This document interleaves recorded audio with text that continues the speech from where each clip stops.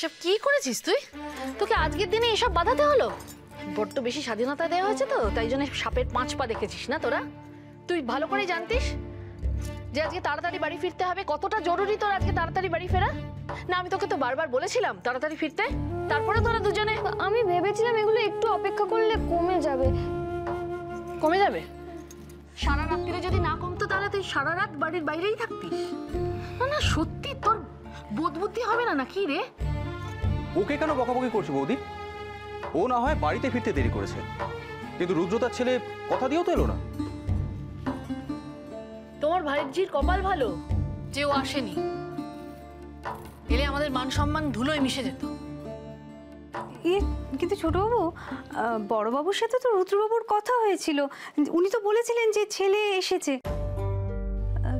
তারপরেও হ্যাঁ, এটাও কিন্তু ভারী অদ্ভুত ছোটকা।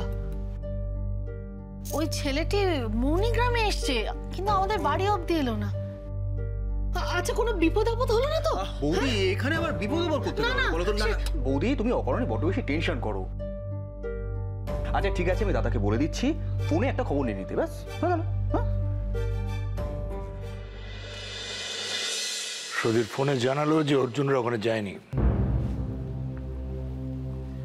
সে কখন বললো ওরা মৌনিগ্রামে পৌঁছে গেছে, অথচ কত বড় একটা ইনসাল্ট করলো বাবা আপনাকে, একবার ভাবুন।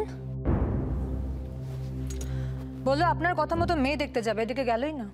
বাবা তো ওর সঙ্গে রিজুকে পাঠিয়েছে, ও তো এসব ব্যাপারে খুব সিনসিয়ার।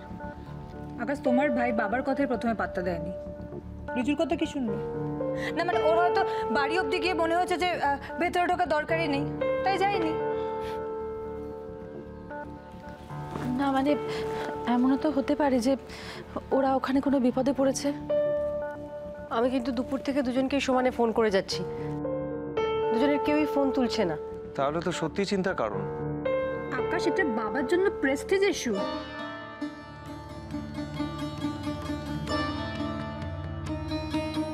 এই বড়দা ভাই, তুই একবার বেরিয়ে দেখ না, একটু খোঁজ খবর নে না। দেখ মানে সত্যি সত্যি তো কোনো বিপদ আপদ হতেই। আশ্চর্য, সবসময় তোরা বিপদের কথাটা আগে ভাবিস কেন বলতো?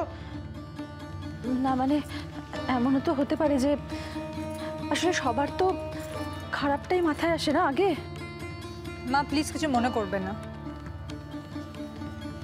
তোমাদের মাথায় খারাপটা সবার আগে আসে, কিন্তু খারাপ যখন সামনে ঘটে তখন তো চুপ করে থাকো কেন বলো?